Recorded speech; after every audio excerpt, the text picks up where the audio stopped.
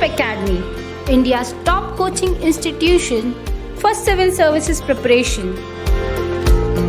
Join us online to get most enriching experience from best faculty with excellent notes and specially designed courses. To join the batch, download Nandi Pius Academy app from Google Play Store. For more information, contact 9511 280 465. Hello everybody, welcome you all.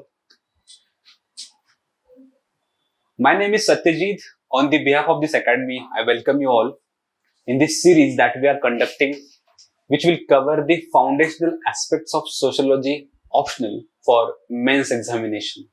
It is one of the sessions, one of the 8-10 sessions that we are launching on YouTube that will be open for all, which will cover basics of sociology as an optional.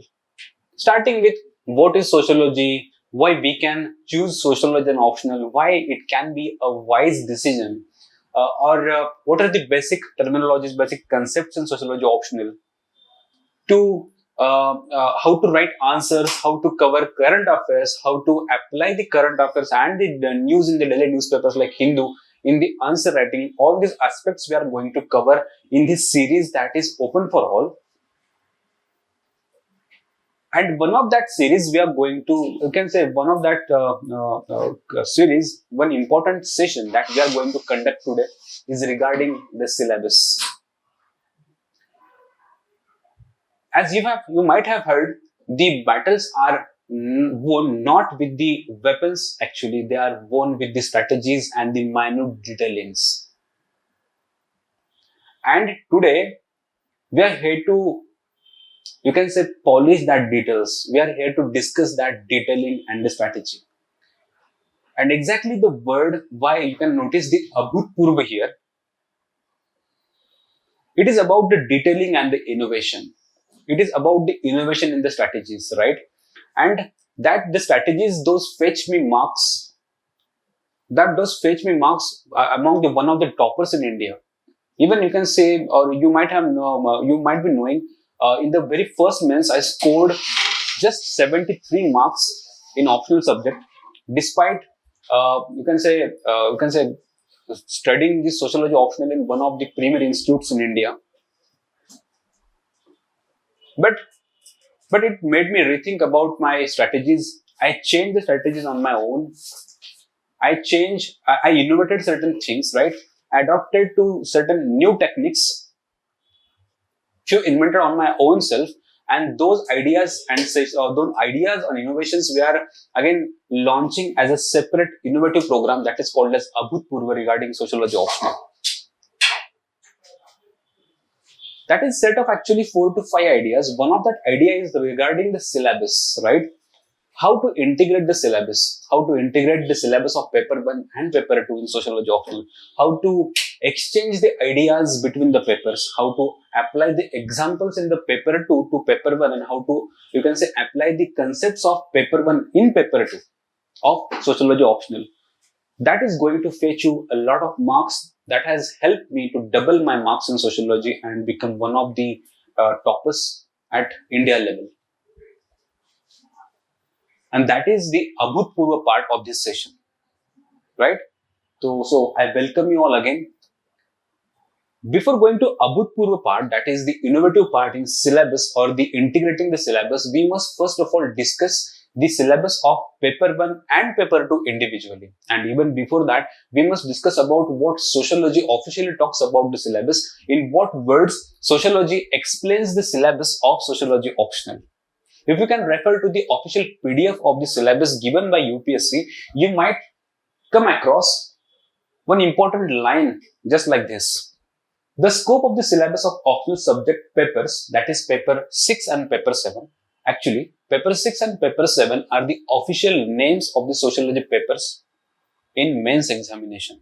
So what do we mean by paper 6? It is paper 1 of sociology optional, and paper 7 is the paper 2 of sociology optional in mains examination.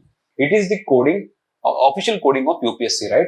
Is broadly of the honors degree level. So what is the difficulty level, or what is the level of or the scope of the sociology or the any other optional, in UPSC, it is about the honors degree level. The scope is regarding the honors degree level. That is somewhere between the master's and the bachelor's degree. Right? हा UPSCचा scope हा त्यांनी officially declare केलेला आहे. And as you know, the syllabus of the UPSC or any other optional, we are talking about sociology. The sociology is divided into two papers, that is paper 1 and paper 2, fetching 250 marks each. The paper 1, you can say, is regarding the broader aspects of sociology as a discipline at the global level, while the paper 2 is regarding its application at India or the Indian society. And that's how, if you can observe the names of the paper 1 and paper 2, that official names of the paper 1 and paper 2, the paper 1 is called as the fundamentals of sociology, while the paper 2, its official name is Indian society. And that's how I have again created agenda for today's discussion or this session discussion as the syllabus discussion. That agenda is a 3-point agenda where we will first of all discuss the syllabus of paper 1 individually, then paper 2 individually, and this is going to be the most important part of this session.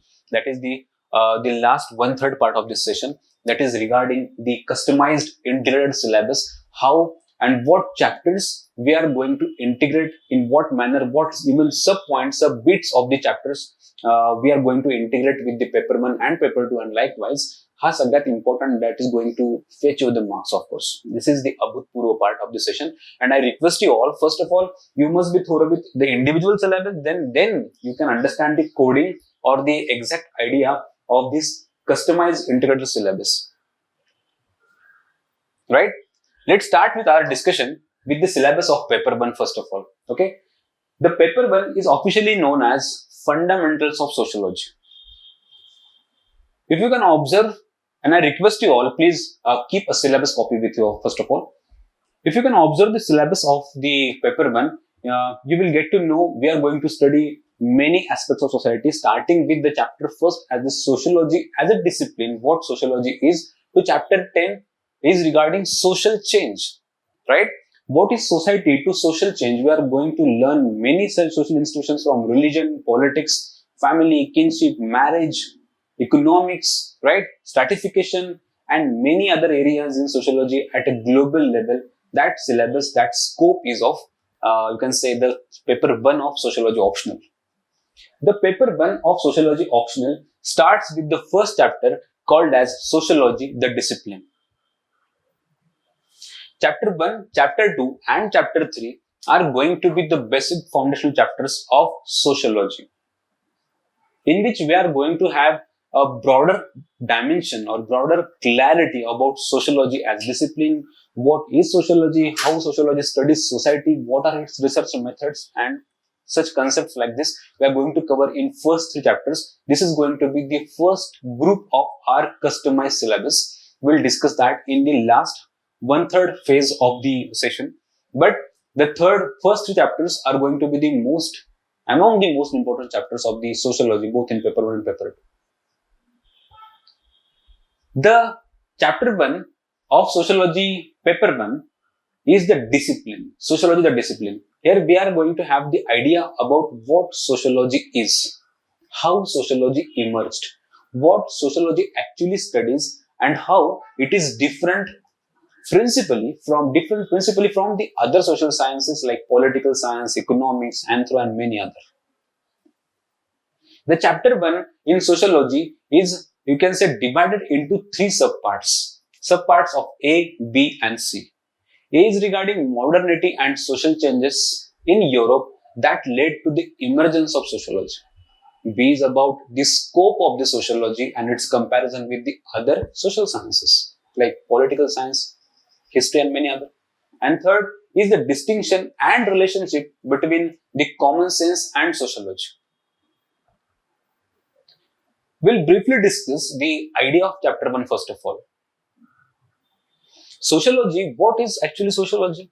Sociology is a discipline in social sciences which studies society, social institutions, social relations, social organizations, social institutions, right? This is actually a simplistic, brief layman idea. Detailed technical idea of sociology as a discipline we are going to study in our course, right? The A topic is about the emergence of sociology. What factors were responsible for emergence of sociology as a separate discipline in social sciences? Once we study the A subtopic, we'll get to know how the different events like Renaissance, Enlightenment, Commercial Revolution, Scientific Revolution, along with Industrial and French Revolution was responsible, or all these events were responsible for the emergence of sociology as a separate discipline. It emerged to study the social changes those were going on in the European society at that time. Sociology emerged as a separate discipline in social science to study all the social changes and the social crises which were again going on through those phases, through those ages in the society. Because all the other social sciences like political science, economics, and many other social sciences were inadequate, insufficient to study all the social changes in its entirety comprehensively. And that's how the need was felt. We need a separate, distinct scientific discipline to study society and social changes and social crisis as well. Social crisis like you can say slums, urbanization, you can say dowry or suicide, alienation, marital breakdowns, divorce. All these social problems were new to the society, right? And those were not studied ever before. And that's how sociology as a separate discipline took its responsibility to study all the social changes in very systematic and scientific manner. And in the B part, we are going to study what is the subject matter of sociology. What is the subject matter of sociology and how it is much wider than the other natural sciences. What is the scope of the subject matter? You will get to know how it studies individual also, at the same time the global events also. What do I mean? The global events like just recently we are witnessing in the Russia-Ukraine war, sociology is capable to study even that war also, sociologically. At the same time, sociology can study even the mind of Putin, Zelensky. Individuals, societies, institutions, global phenomena or the social phenomena at national, regional, any level can be studied with sociology, and that's how sociology is the most dynamic and the sophisticated of all the social sciences, and that's how it makes me personally passionate about sociology as a discipline because of its wider scope.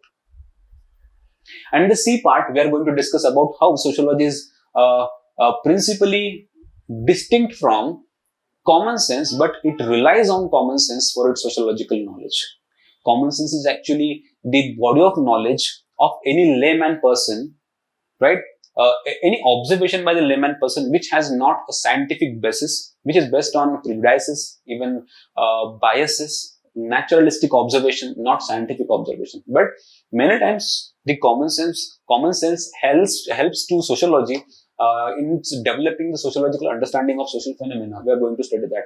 And to conclude, in briefly, we can say that the chapter 1 is specially dedicated towards sociology as a discipline, what sociology is, how it emerged, what is the scope and subject matter of sociology, and how it is distinct from the other social sciences.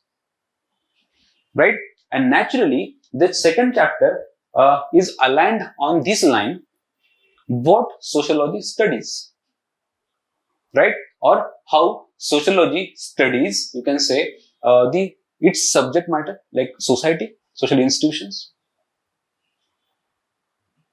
The chapter 2 is divided into 5 subparts, starting with the science-scientific methods and ending with the non-positivist methodologies. It is the most important foundational chapter, or I can say the most important of all the course, including paper 1 and paper 2. Many you can say can differ. Many say that the chapter 4, that is sociological thinkers, is the most important part of the sociology syllabus, including paper 1 and paper 2. But according to me, if you want to truly understand the chapter 4, that is sociological thinkers, you must be thorough with the chapter 2. Chapter 2 starts with the idea that, or the argument that, sociology, while it was emerging, that period, that 17th and 18th century, was very much impacted or influenced by the natural sciences. Industrial revolution was going on, French revolution was going on, natural sciences like physics, chemistry, biology were making huge progress. Those natural sciences were impacting the each and every aspect of human life. E is equal to mc square, F is equal to ma, gravitational force, and all these ideas were very new, scientifically proven. Those were changing the very conception of human to look towards society, any natural phenomena. That was giving a scientific nature to human. And that's how all the aspects of human life now started organizing on the scientific lines. And the founding fathers of sociology sought to, organize the new branch of society, that is sociology, on very scientific lines. And that's how the emergence of sociology started on a scientific line. But first of all, we must discuss about what science is. What are scientific methods, scientific techniques, right? And what are its advantages? What are its disadvantages? What is the natural science? What are their subject matters? How they study their subject matters? Like, for example, how physics studies Earth, revolution of Earth around Sun and all. Can these techniques be used in sociology? In the A part, we are going to study science, scientific method and its critic. We are going to study natural sciences and their techniques of study. At the same time, we are also going to involve ourselves into one debate that is called as, is sociology a science? Can sociology be organized on the principles of natural science? Can natural science principles and laws be applied while studying society? That is the most interesting part. You will enjoy that. Mind my words. And that's how, on those lines, based on those ideas of science and natural sciences, one important sociological branch that is called as positivism developed. That is one of the theoretical strands in sociology. By the way, theoretical strands in sociology means the perspectives through which sociology studies the society. Like feminism, Marxism, positivism, non-positivism, structural functionalism even, right? All these are the perspectives through which society, sociologist, social researcher, or the sociology as a discipline looks towards these social phenomena. But all these perspectives or theoretical strands were not present from the day one itself. They got evolved, they started evolving in the period of time, right? What was the reason for their evolution? We'll discuss that first of all. Starting with positivism. The positivism is such a branch or perspective or theoretical strands in sociology which uses or adopts the natural sciences principles to study the social phenomena. For example, the social phenomena like suicide. If the sociology or the positivism wants to study suicide as a social phenomena, it will adopt the techniques of the natural sciences. It will study it based on the facts, objectivity, data, experimentation, validity, reliability, and all those concepts. Just like Emil Durkheim did. Emil Durkheim, one of the important sociological thinker that we are going to study in chapter 4. Emil Durkheim studied suicide as a social fact. Suicide as a scientific phenomenon, or a social fact, like a fact of the social phenomena which can be studied with the help of the principles of natural sciences. He went to different police stations, he collected data, he started with hypothesis, he experimented that, he proved that. But my important question is that, can we study such a sophisticated, such a delicate social phenomena only based on the principles of natural sciences? Or it will be more comprehensively, or it will be more justiciable to study this fact like suicide in, you can say, individualistic fashion. We must go to the home of victim. We must talk with the friends, family members, colleagues even, or the other members who are in periphery, why he committed suicide, why she committed suicide. Was he going through depression, frustration, right? We must interpret, we must understand his psychological, emotional being, and that's how we can study the point like suicide, right? And that's how the positivism as a theoretical strands in sociology were found inadequate, and that's how in the critic part we will argue that the positivism was, of course, it organized sociology on very scientific lines, but it was inadequate. Rather, the positivism as a separate discipline in sociology actually diverted sociology from its goal. What was the goal of sociology? It was to study society. It was to study social institution. It was to study social phenomena. But rather than studying that, we started imitating the techniques. We started imitating the laws of the natural sciences. And that's how we started moving away from, we started diverting from our goal, that main goal. We were running behind the natural sciences principles and all, just to brand our discipline as a science. Okay. And that's how the inadequacies of positivism started showing up, and the new branches in sociology started emerging, like non-positivistic techniques, which gave focus on the meanings, motives, values of the individual social action. If you want to truly study social actions or the social phenomena, you must go into the details of that social action. That was the basic argument which non-positivism put forth, and that's how together positivism and non-positivism broaden the horizons of sociological study, gave the in-depth meaning of the sociological phenomena, and that's how sociology again shown what you can say, its maturity. It started evolving. And that's how the chapter 2, in conclusion, we can say that chapter 2 is regarding the basic argument, is sociology a science, or can sociology be called as a science? Very interesting chapter, right? Mind my words, this is the foundational of the foundation chapter, that is the chapter 2. Okay, so if you are thorough with chapter 2, you will enjoy chapter 4 of sociological thinkers. The chapter 3 is the another natural question in sequence, that is then if you are thorough with how chapter 1, that is what is sociology, what are its perspective, right? Third natural question is how the sociology conducts its social research. What are the research methods? How sociology is organized scientifically based on the research methods, right? And that's how, what are different data collection techniques, what are quantitative, qualitative methods, how the quantitative and qualitative methods are different from each other. What is micro and micro aspects of the sociology? We are going to study that. We are going to study, or we will get to know in this chapter 3, as the individuals, at the same time the macro phenomena in society are both important, but they must be studied with different techniques. If you want to study an individual as a social action or a social actor, you must apply the qualitative methods to study an individual or a closed group. If you want to study macro aspects of society, that is dowry, or you can say marital breakdowns or divorce-like situations, you must study that with the quantitative methods, more scientific positivistic methods. Then, depending on your the choice of your qualitative or quantitative, the techniques of data collection will vary, right? How to collect that data? Data in the sense the social data.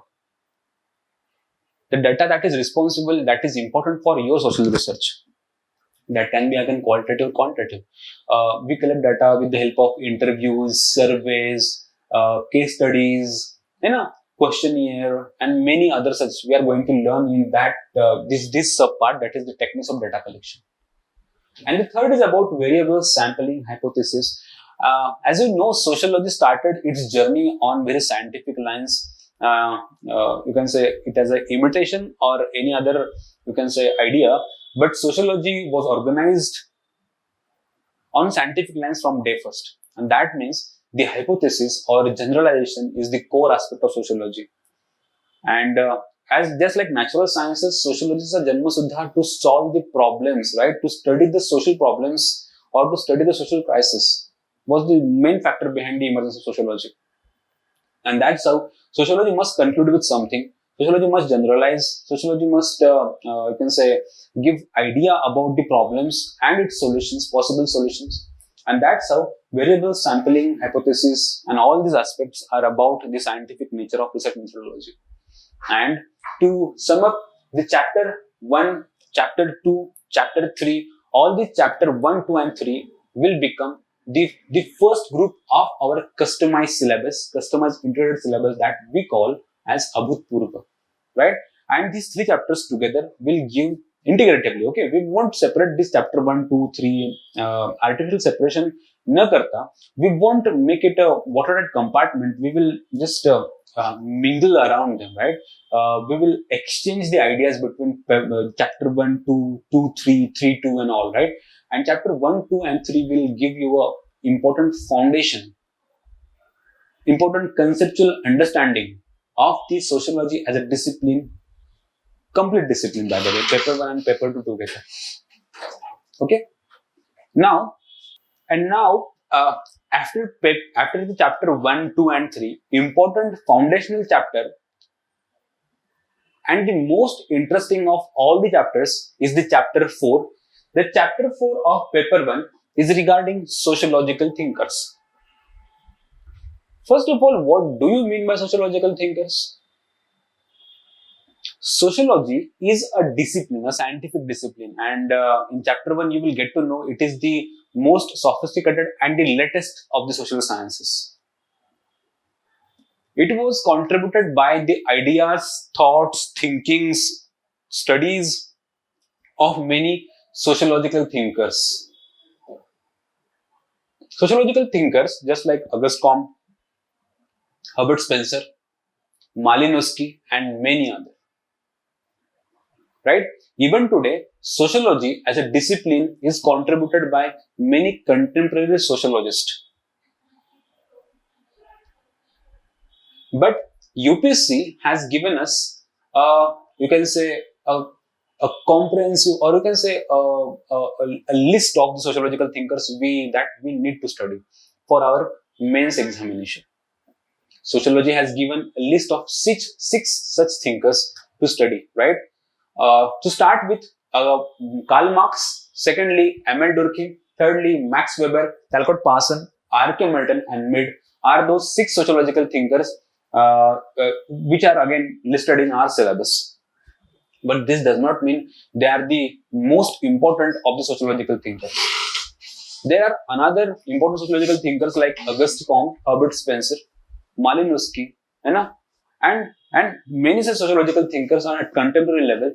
Those need to be studied.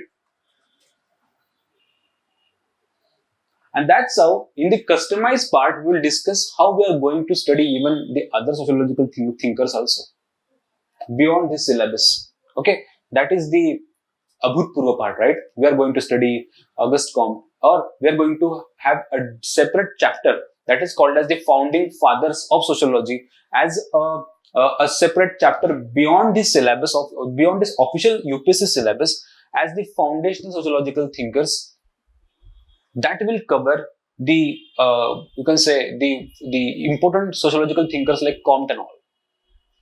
But we must first discuss about the official syllabus in paper 1. The Karl Marx, Emile Durkheim, Max Weber, Talcott Parson, R.K. Milton and Mead are the 6 official thinkers. Those we are going to study in paper 1. And we are going to apply the concepts and ideas of these sociological thinkers in across all the topics, including paper 1 and paper 2. And once you're thorough, once you're clear with the 6 thinkers, it is said that around 60 to 70% of your load is over. 60 to 7% of your syllabus is actually covered. Because take any chapter like take religion, that is chapter 8 of paper 1, take 7th chapter that is politics, or take you can say 8th chapter that is religion. All these thinkers we are going to apply in those chapters. Okay, to start with the discussion, we will first start with the syllabus that is given in our syllabus copy with Marx. Karl Marx is first sociological thinker The code for Karl Marx will be paper 1 by 4 by A. Okay, like for Talcott Parson, it will be paper 1 by 4 by D.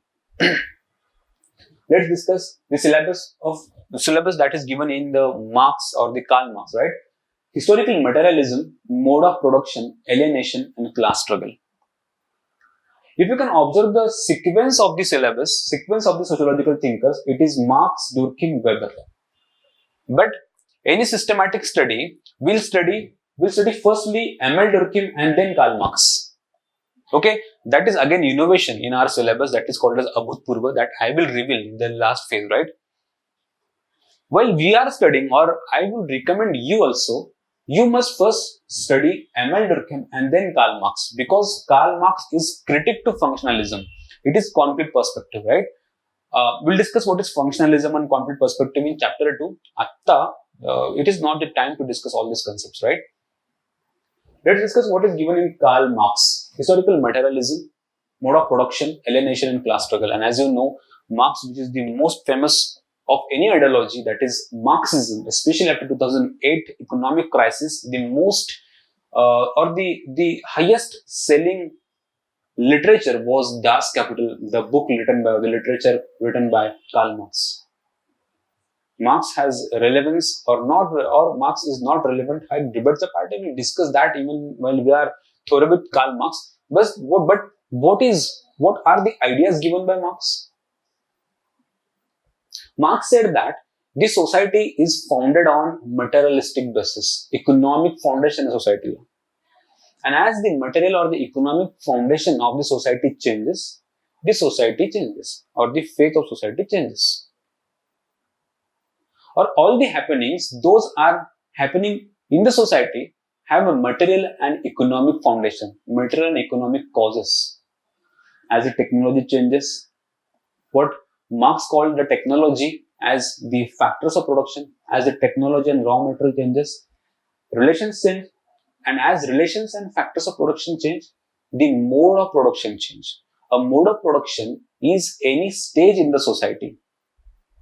According to Marx, the society has evolved in different stages. Society has evolved in different stages. If it is today capitalist society, it was not in its past. It has evolved from primitive communism to slave society to feudal society to capitalist, and once the capitalist society will crumble down, it will get transformed into socialist, and in the last phase communism will come, where the equality of all will be ensured. Equality of ownership or the common ownership will be ensured. And that's how Marx gave a visionary aspect of society, one important plan to change society, at the same time the idea about evolution of society. That concept is called as historical materialism. What do you mean by historical materialism? Society historically has evolved in phased manner. And what is materialism? The society has the foundation that is called as materialistic foundation, economic foundation, right? We're going to study all those different stages given by Marx itself, including the capitalist, the phase of capitalism, right? And that individual phases in the society are called as modes of production, that is the second part. According to Marx, the capitalism is the most exploitative mode of production, where the haves and the have-nots are the two different classes, and the haves, that is the capitalist class or the bourgeois class, will exploit the labor class, what Marx called them as proletariat class, in its entirety. They will be given with low wages, they will work for long hours, they will be exploited physically, mentally, and that situation through which the workers go is called as alienation. The workers will lose their control over their product. They will separate from society, they will be separated from individual even, that is called as alienation. And once the alienation will reach it at its peak, the labor class will get to know of their conditions. They will get to know of their class consciousness. And that's how they will unite. They will fight for their rights. They will fight for justice and equality. in the form of revolution, in the form of class struggle. And that's how, through the class struggle, revolution will happen and capitalism will crumble down, and the society will transform its phase into the next phase, that is called as socialism and communism. Very, very interesting ideas, very mind-opening ideas Marx has given in his literature, in his studies, that we are going to study in Marx. Okay. Then we have to discuss about Emile Durkheim as the next sociological thinker. Emile Durkheim is basically a functionalist, a positivist. Emile Durkheim adopted, as a positivist, he adopted the natural sciences principles to study the social phenomena, including religion, including suicide, and many other. And he is functionalist. Like contrary to Marx, he's functionalist. What does it mean? He looks towards society in very, you can say, positive way. Each and every organ in society has some contributory role to play in society. If religion as a social institution exists, it must play one important contributory role towards maintenance, order, functioning of society, well-being of society. Right? And that's how the ideas of division of labor and religion on society are his ideas based on functionalist perspective. According to Emile Durkheim, the society has evolved from primitive stage to modern society, and the glue or the binding or the bond that keeps the modern industrial society intact or together is nothing but division of labor. Interesting, right? Because of division of labor, we are becoming dependent on each other. As the society's population is increasing, the division of labor or the specialization is increasing. And because of specialization, we are becoming more and more dependent on each other. The interdependence is increasing, and the interdependence is nothing but the bond, the invisible bond that is keeping the modern industrial society intact, organized, in order, maintained, functioning. That idea is the division of labor. Social fact is the Emile Durkheim's scientific tool to study society.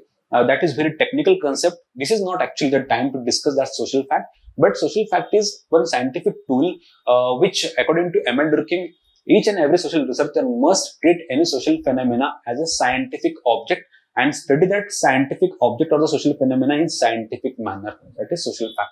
Suicide. Right? We have already discussed. Emile Durkheim conducted scientific research, scientific study of this suicide, and he concluded simplistically the social structure or social organization is responsible for the suicides and its types.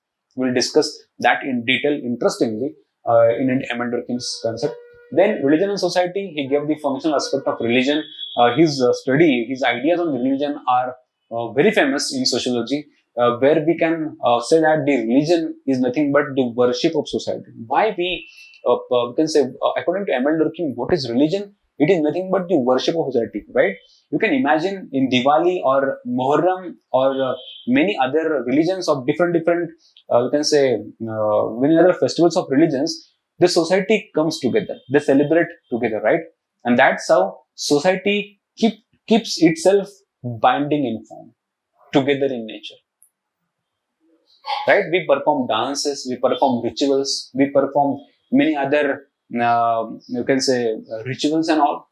And that's how it is nothing but we are worshipping society, and society is keeping itself intact through religion. That the very interesting ideas there, right? Then Max Weber is another sociological thinker which actually changed the sociological perspective, which actually gave sociology its maturity. Because while sociology was emerging, it was on the lines of positivism. It was imitating the techniques used by the natural sciences. It was imitating the scientific techniques. And that's how there was need to go somewhat away from this imitation, this copying of the techniques. If you truly wanted to study the sociological phenomena, the social actions in individuals, you must interpret the meanings and motives behind those actions. And that was the idea given by Max Weber in its term called as Verstian. Verstian. Verstian is nothing but the idea or the, you can say, technique given by Weber which is called as empathetic understanding in its dictionary meaning, empathetic understanding of social action. Rather than applying the macro conception, you must go at micro level. That was the important idea given by Max Weber. At the same time, ideal type is his own research tool with which an social action can be studied. That is again technical term, just like social fact. We will discuss that in our course when we are studying Max Weber. And authority and bureaucracy are his studies on very technical lines, very systematic manner. According to him, authority and bureaucracy are those tools which keep the industrial modern society intact, functioning. Interestingly, this Max Weber has again cautioned the modern society as we will enter into the iron age of rationality. We are becoming more robotic. We are becoming more mechanical in our behavior, in our thinking, in our organization, in our functioning. And that's how it is very detrimental towards the idea of nothing but naturalistic idea, right? We are behaving against nature. We are binding ourselves into iron cage of rationality. Very interesting idea. We will discuss that even in our courses. Then the last and most important idea is regarding the Protestant ethics and spirit of capitalism. According to Max Weber, generally all the aspects of human life are impacted by the ideas of religion, and economic aspects also. One of those aspects is economics. You can study, or you can observe, or you can just think on that. Many of the decisions in your family also are based on the religious ideas. We go for muhurt like concept, right? If you want to purchase any property, if you want to conclude any deal, and many other things, those are in economic nature. We many times go for the consultation of Jyotish. We go for consultation of auspicious date, that is called as Muhurta. And that was the fact, that was the idea given by Max Weber in his Protestant ethics. According to him, the capitalism, the very scientific, capitalism is nothing but it is opposite to religion. But in this idea, in this concept, he will establish the fact that Max Weber will establish the fact that religion and religious ideas in one of the religion, that is the Protestantism, was responsible for development of capitalism. Actually, very interesting. How religion was dependent, or how religion was responsible for development of capitalism in one of that religion, that is Protestantism, is established, or which is proved by Max Weber. Against why capitalism was not developed among Hindus or Chinese, that is also proved by, you can say, Max Weber. And according to Max Weber, the ideas in Hinduism are anti-capitalist, right? We don't focus on phal, we focus more on karma, right? Karm kar, phal ki chinta mat kar. All these values are responsible for development of non-capitalistic forces. Rather than capitalism focuses on phal, right? Capitalism focuses on fruits. Capitalism focuses on efforts, time. We focus, or Hinduism focus on duties. Okay, and that's how the value conception is different, and capitalism is nothing but a product of religious values. Max Weber interestingly proves that, right? Next thinker is Talcott Parson, the most, you can say, sophisticated of all the sociological thinkers. He is a structural functionalist thinker.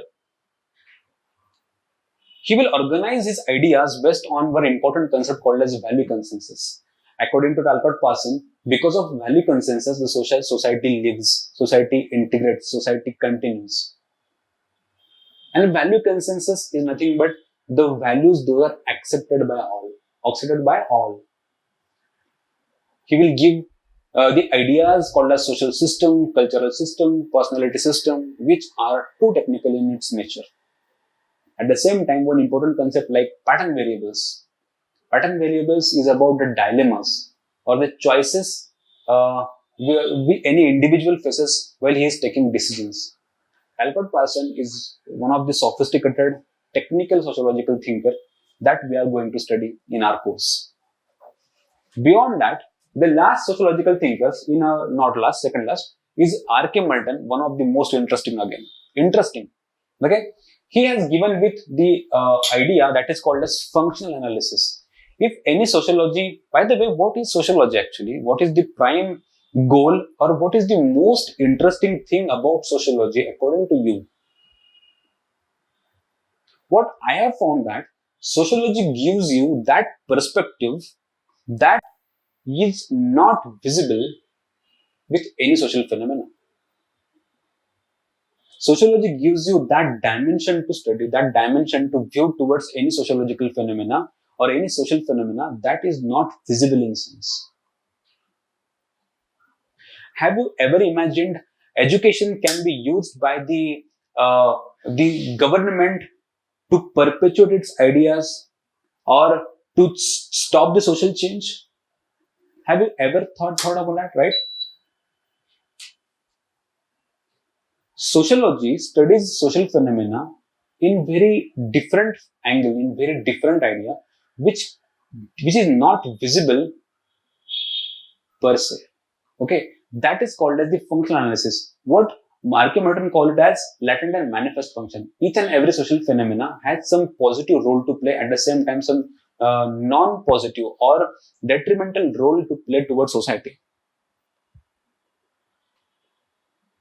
And because of that concept, latent and manifest functions, he is regarded as one of the most interesting, one of the most, you can say, comprehensive sociological thinkers of our branch. Beyond functional analysis or latent and manifest functions, conformity and deviance gave again gave R.K. Milton the zenith. According to R.K. Milton, deviance is nothing but the deviance from or the deviation from the normal path that is fixed or the given by society. But there are 5 different types of deviances given by, you can say, R.K. Milton. That is again most interesting part of his study. We will going to study that in conformity and deviance. You know, what are the social factors? Those are responsible for deviance. Why people commit crimes? Why people deviate from the social norms and values? Right? What is conformity? We are going to study that and we will conclude that with this part ki social structures are responsible, or the social actors or who we regard as criminals or the you can say accused are nothing but the victims of social structures. Those are converted into the criminals by society itself. With the help of reference group, we will again establish the fact that society is nothing but a reference of each other. We imitate to some groups, we aspire to become member of another group, and that's how reference group, just like the fashion today, right? What we are wearing today, what we are consuming today is influenced by our reference group, mostly from the Bollywood, some from government services. What we wear, how we think, what we talk, how we talk, our body language are mostly influenced by our, you can say, role models. That role model concept we are going to study in reference groups. Right? Now, R.K. Milton is going to be the most interesting, mind my words. It is going to open up your mind. Okay? Then, G.H. Mead is one of the non-positivist sociological thinker from Chicago School, which emphasized on studying society or sociology in very micro aspects, in minute details, at individual level, in non-positivistic manner. And you will get to know self and identity, right? What is the distinction between me and I? Of course, this is not the right place to study or discuss, because it will take more time, at least half an hour. But he has again separated me from I. Very interesting, right? Sociologically, what he said is sociology, I is individual perspective and me is this society I, right?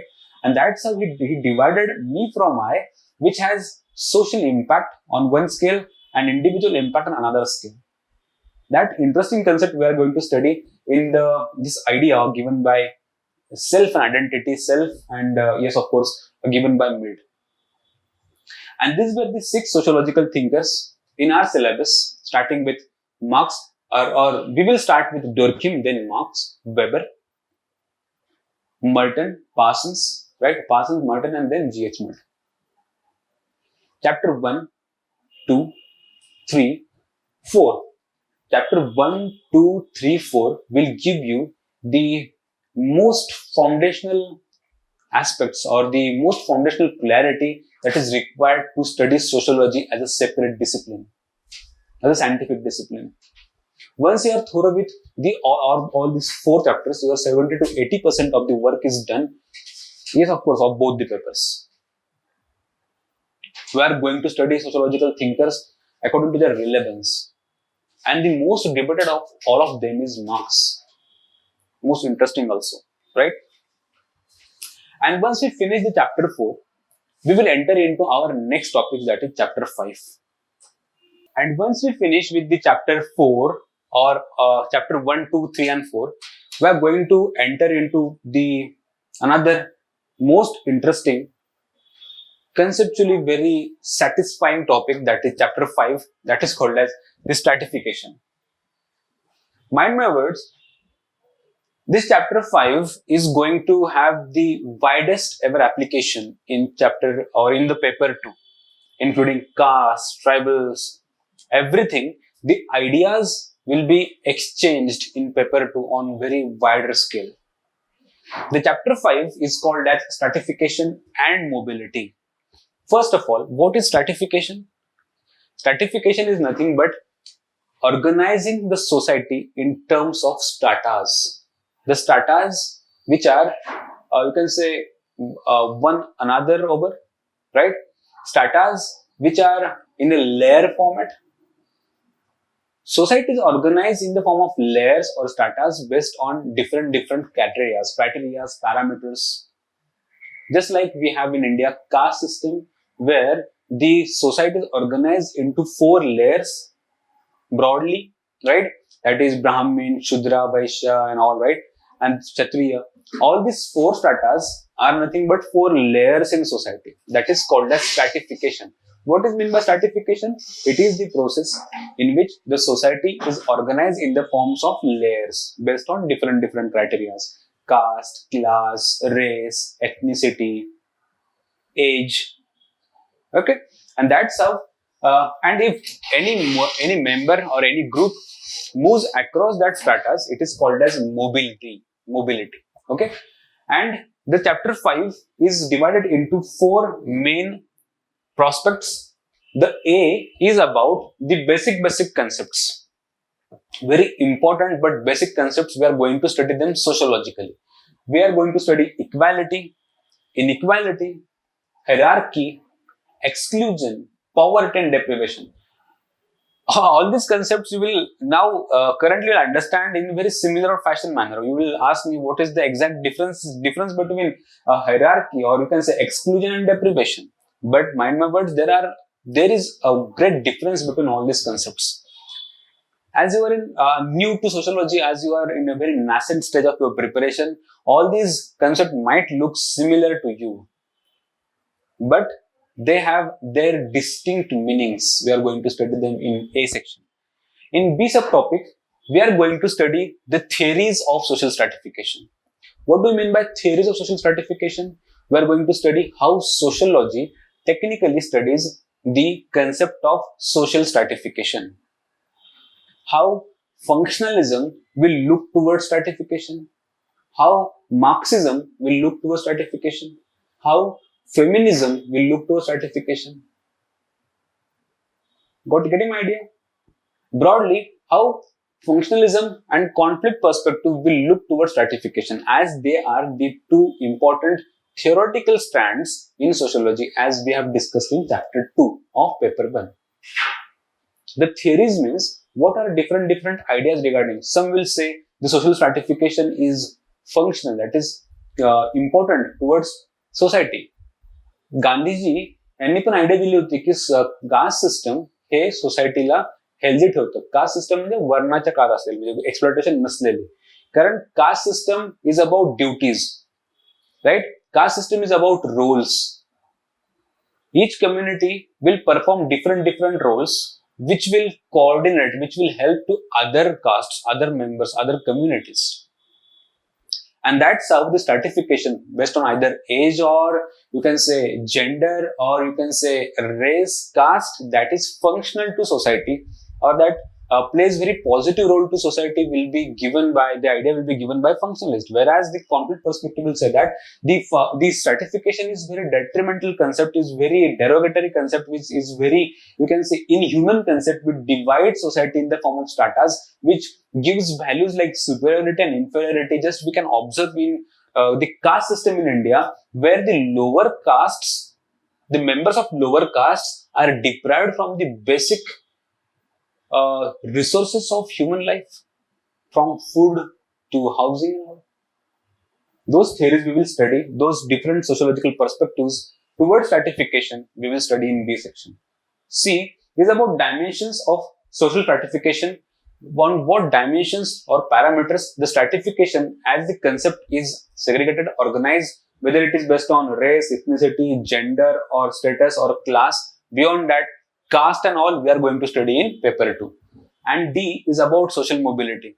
What is meant by social mobility? What are the factors of social mobility? What is a system called as closed and open? If a society is closed society, that means their mobility is not that much possible, or almost you can say restricted mobility. One member with its you can say change in the economic situation or change in you can say financial situation can get mobility in class society. But in caste societies, you cannot move across the stratas. You cannot become Brahmin or upper caste group with any reason.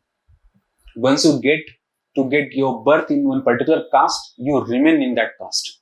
That is a closed system.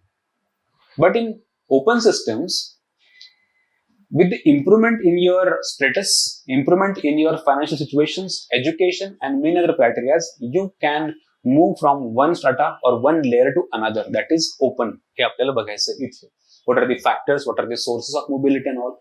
And that's how stratification is one of the important core area of the sociology, where we understand, we study the social structures. How society is organized. How society is organized based on stratification.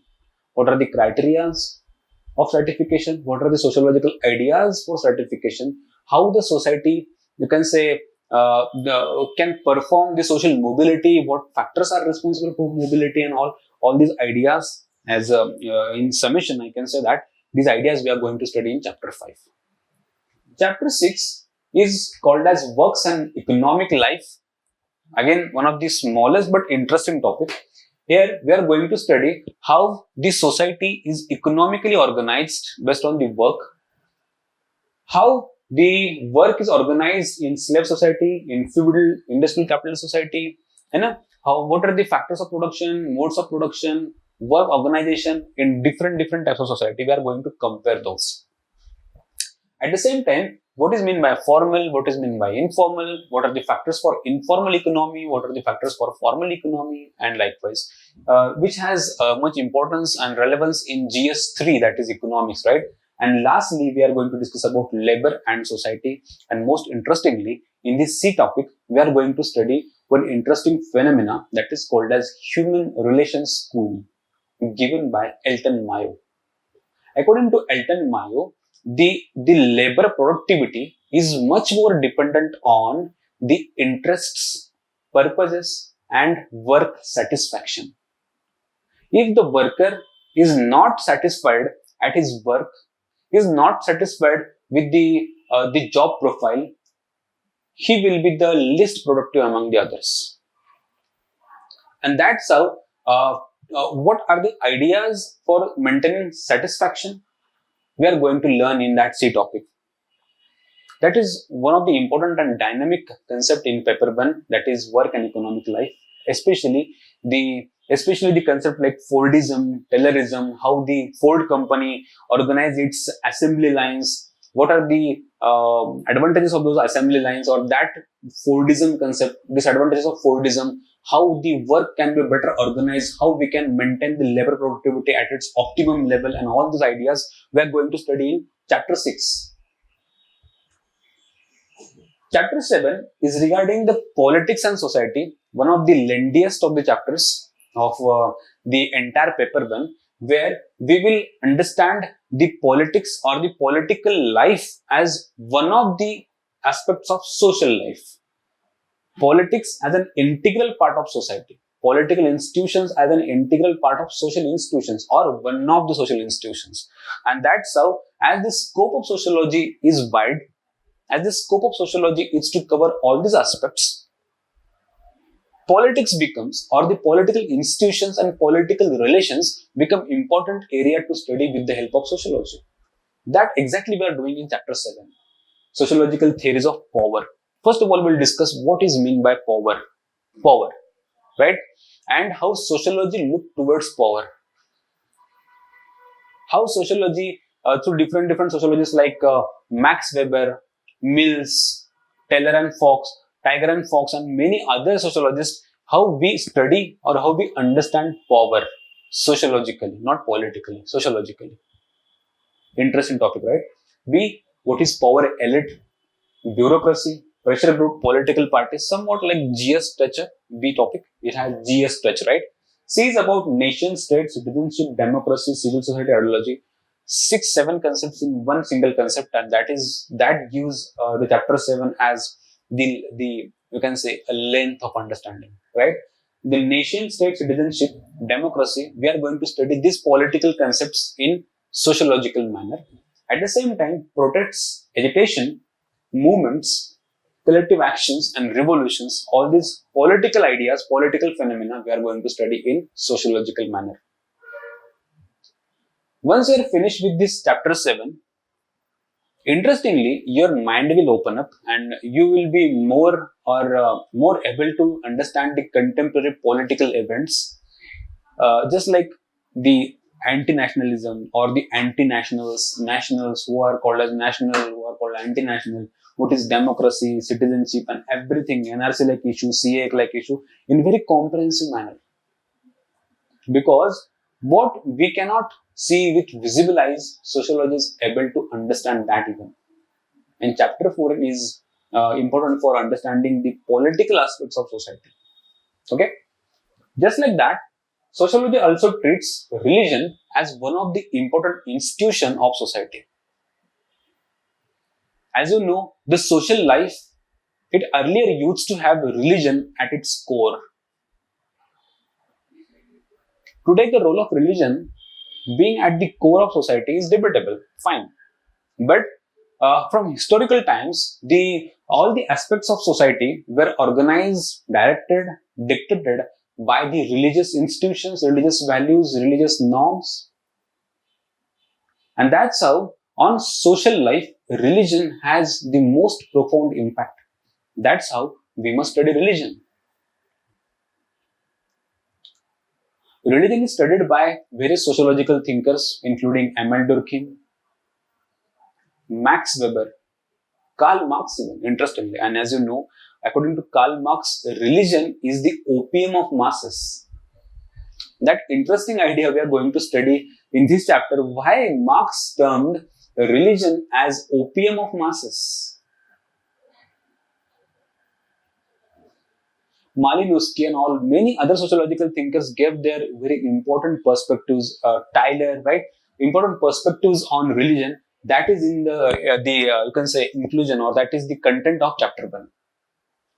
Then chapter 8, sorry. Then A section is about sociological theories, in which we are going to study the evolutionary theories, right? The modern theories, how religion evolved according to sociology. What is religion according to sociology?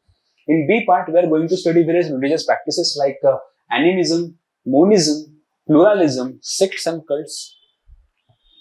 These are different organizations and practices, or you can say ideas through which the religion can be practiced. This is the part B, and C is something dynamic about the religion concept, or the contemporary religion we are going to study in C part, that is religion in modern society. That is the relation between religion and science. Are they really contradictory? Are they really opposite to each other?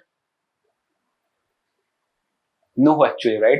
We are going to establish the fact that religion is actually a body of knowledge, just like science.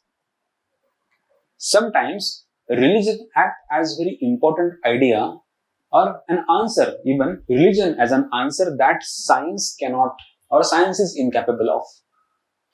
Can science give the answers about the questions like what is death, what is birth, what is afterlife? Science cannot give answers on these questions, but religion can. And that's how science and religion are separate bodies of knowledge, but they are complementary to each other. Interestingly, we are going to study that concept, that is the relationship between science and religion in chapter 8, right? C part. Then what is secularization and how secularization is different from secularism. Secularism is nothing but you can say treating all the religions equally, respecting all religions. But secularization is the process by which religion diminishes its impact on social life. Religion starts minimizing, or the impact of religion start getting deteriorated from the human lives. The impact of religion on all the aspects of religion slowly and slowly, gradually start diminishing. That is secularization. Like marriage institution, earlier the marriage institution was 100% dominated by the religious ideas, but today we can go for you can say civil marriages, like court marriages and all, where religion has no role to play. That is one of the symbol or symptom of secularization. Interesting fact, right? Technically we are going to study that. Then religious revivalism and fundamentalism are such ideas those we are facing in today's times. We are going to study even that, religious revivalism and fundamentalism, as the more science, or you can say religion in modern societies. Okay, and that's how to sum up, chapter 8 is about religion as an important social institution that we must study as a social phenomena, social institution, and how it impacts the human life and social life. Okay. Chapter 9, again, one of the most important institutions like kinship, family and marriage, we are going to study sociologically. To start with, we'll discuss about what is family, as the family is the most foundational social institution of society. Marriage as the most foundational institution of society. Right? And that's how the family, marriage, household are one of the core and the most basic institutions of society that we must study. What are its roles? What are its dysfunctions, positive roles, negative roles? How sociology studies them? What are the different sociological perspectives on family? Does family always play positive role, or sometimes it perpetuates the negative values also, like dowry, patriarchy, domestic violence? Yeah? We are going to study that sociologically. One of the interesting topic again in chapter 1, family, household, marriage, types and forms of family. What is lineage and descent, vansh, and all these concepts. Then patriarchy and sexual division of labor. This is one of the most interesting and dynamic topic in chapter 9. How the patriarchy is influencing the division of labor. How the patriarchy is actually resulting into gender division of your work. What is glass ceiling? What is double shift? And how women are becoming the victim of both patriarchy and capitalism, and patriarchy and division of labor because of their gender. At the same time, contemporary trends in marriage, family and all, we are going to understand that. Contemporary trends, like we are observing love marriages. What are the factors responsible for them? Same-sex marriages, LGBTQ marriages, single parent families, arranged love marriage, innovative ideas, new ideas, living relationships. We are all going to study them in chapter 9. And in brief, this is about studying the institutions of family, marriage, kinship, household and all in sociological manner. And that's how religion, politics, economics and all these institutions become the institutions of society. And that's how chapter 6, 7, 8 and 9 are organized on institutional fashion, whereas chapter 5 is structural part of society. That is, stratification is about structure, and this 6, 7, 8, 9 is about institutions, right? And after chapter 9, one of the most important chapter that we are going to study is naturally how society change. As earlier the chapter from chapter 1 to chapter 9, the discussion was mainly focused on the social institutions, social relations, what society is, what are social institutions, how sociology looks toward the social institutions, what are the different dimensions of study, what are the different theoretical strands with which we study the social relations and institutions. Basically, the idea from chapter 1 to 9 is what is society and how society persists. But we never discussed about how society changes. That is the subject area, subject matter of chapter 10 in paper 1, that is called as social changes in modern society, which has E, that is the 5 subparts A, B, C, D, E. In first part, we are going to study about this sociological technical understanding of the concept called as social change. What is technically social change? How society changes. Interestingly, you will get to know there are two important ideas or models that define, that conceptualize social change. Societies, according to some sociologists, society change in linear fashion. That is from one stage to another. Just like Marx talk about in historical materialism. Can you recall it? According to Marx, society changes from one stage to another. But few say that sociology is just like a pendulum. Society is just like a pendulum where society moves from one stage to another and come back to that stage again. That is a cyclical nature of social change. We are going to study that technical nature of these concepts or theoretical strands in this topic A, sociological theories of social change, how sociology studies social change in technical fashion. B is about development and dependency.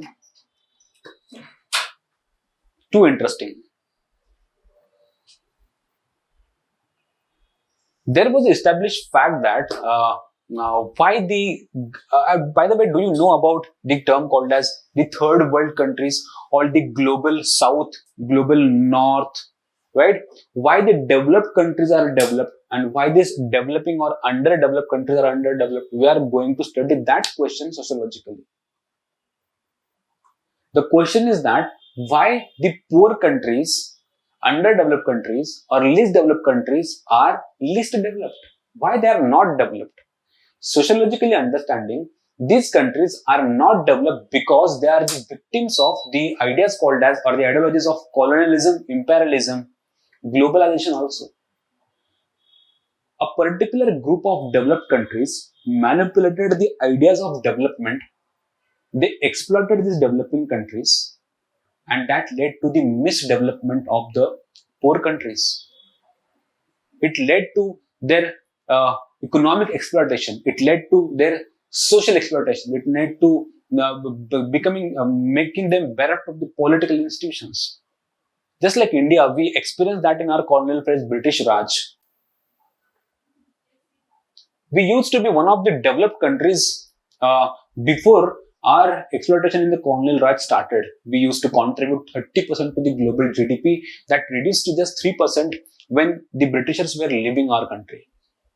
That we are going to study what is exactly development and how the developed countries are making the poor countries dependent on their economy, their contributions, their funds. Just like we are observing in Sri Lanka, what is going on in Sri Lanka and how China is making Sri Lanka a victim of its policy called as debt trap policy, and how Sri Lanka is becoming dependent more and more on Chinese policy, Chinese economy, just like we observed in Myanmar and many other countries and many African countries. That idea is we are going to study in development and dependency. Then next natural question is that what are the factors those are responsible for the social change, agents of social change? One of them is education. Another is science. The three concepts are naturally linked. what are the agents of social change, how education is impacting social change. By the way, interestingly, we are going to involve ourselves into a debate.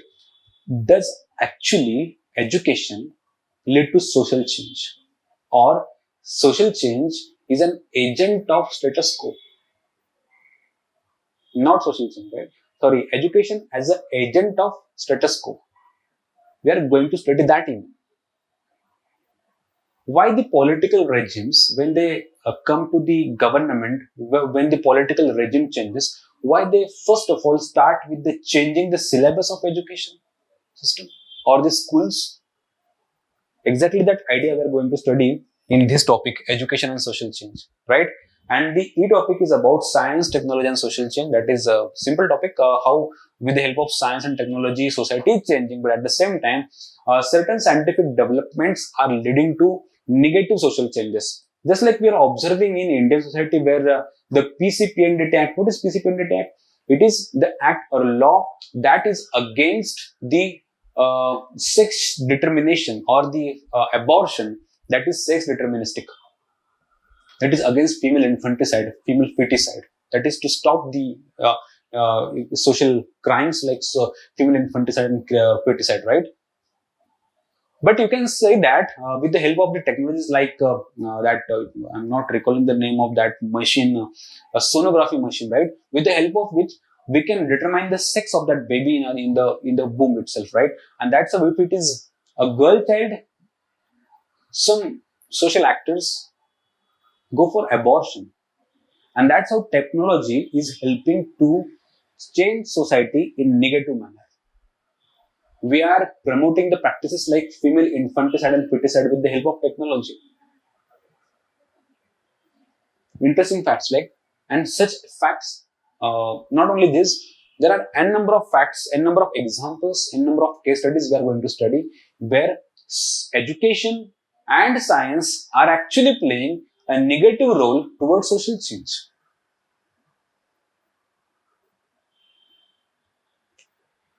And that's how we are going to open up our mind. And that's how the sociology is so much interesting, so much, you can say, interesting in that sense, which makes everybody passionate about that branch once it gets the true test of their discipline. It gives the vision that to look beyond the actual visibility. That is called as, in Merton's words, the latent functions. Okay, that was the chapter 10 in which we are going to study the social change conceptually, sociologically. And this was the end of the paper 1. And in paper 2, we are going to apply the concepts of nothing but the chapter 1 to chapter 10 to understand the social changes, society, social structures and functions. Basically, the paper 1 of sociology is nothing but the foundation of the sociological concepts at a global level, right?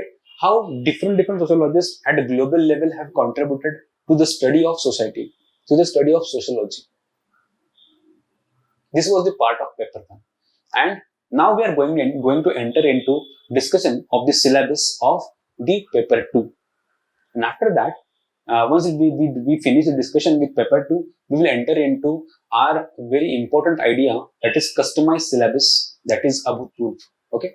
Jnandeep Academy, India's top coaching institution for civil services preparation.